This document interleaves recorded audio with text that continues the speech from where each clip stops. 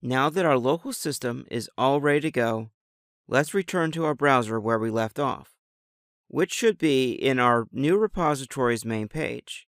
Now, I want to get a copy of this repository onto my local system. The process to do that is called cloning a repository. So, locate the clone options at the bottom of the right-hand side of the page.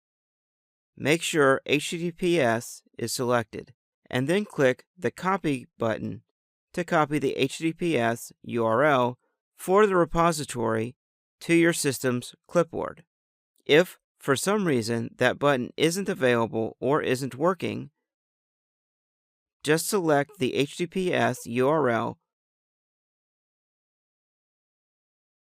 and then copy it into your clipboard manually. Now that's done, return back to the terminal and type git space clone space, and now just paste in your GitHub URL. Double check that line and then press enter. Git will now go out to GitHub and make a full copy of our repository on GitHub to our local system.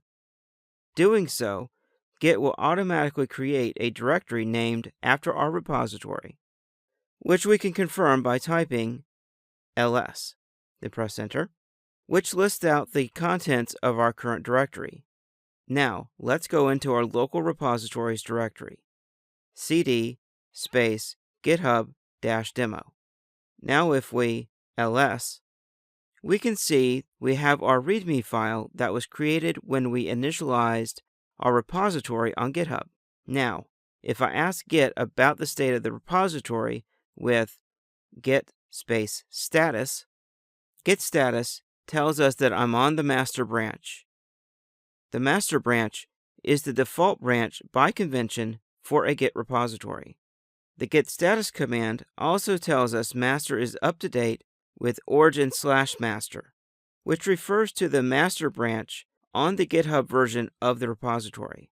The git clone command automatically set up a relationship back to the repository on GitHub and named that reference origin.